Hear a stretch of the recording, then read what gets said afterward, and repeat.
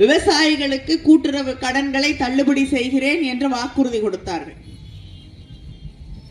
அந்த வாக்குறுதி கொடுக்கும் பொழுது தேர்தல் நேரத்தில் 4வது மாசம் அந்த தேர்தல் வாக்குறுதியை கொடுக்கும் பொழுது அவர்களுக்கு தெரியாதா எனக்கு தெரியல.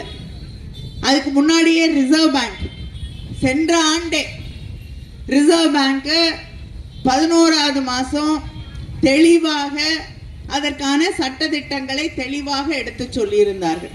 யாருக்கு எப்படி நீங்க கூட்டுறவு கடனை தள்ளுபடி செய்ய முடியுமா முடியாதா என்று அதற்கான வழிவகைகளை எல்லாம் எடுத்து சொல்லி இருந்தார்கள்.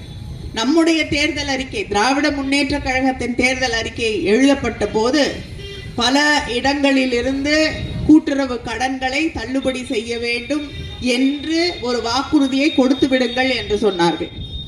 நம்முடைய முதலமைச்சராக இருந்த அண்ணன் தளபதி அவர்கள் ஒன்றை தான் எங்களுக்கு திரும்ப திரும்ப சொன்னார். செய்யக்கூடியவற்றை மட்டுமே வாக்குறுதியாக கொடுக்க வேண்டும். எதெல்லாம் செய்ய முடியாதோ அது தெரிஞ்சுக்கிட்டு தேர்தல் வருது வாக்கு வாங்கிடலாம் ஓட்டு வாங்கிடலாம் அப்படின்னு சொல்லி மக்களை ஏமாத்தி எந்த வாக்குறுதியும் எழுதக்கூடாது திராவிட முன்னேற்ற கழகத்தின் தேர்தல் அறிக்கையிலே. இதுதான் அவர் எங்களுக்கு சொன்ன பணி.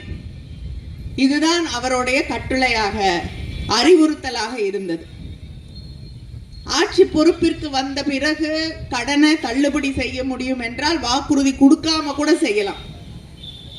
ஏன்னா எத்தனையோ திட்டங்கள் திராவிட முன்னேற்ற கழக ஆட்சியிலே நம் 5 ஆண்டுகளிலே எத்தனையோ திட்டங்கள், காலை உணவு திட்டத்தை கூட எடுத்துக்கோங்க, தேர்தல் வாக்குறுதியில சொல்லல, ஆனால் நிறைவேற்றி காட்டிய ஆட்சி திராவிட முன்னேற்ற கழக ஆட்சி.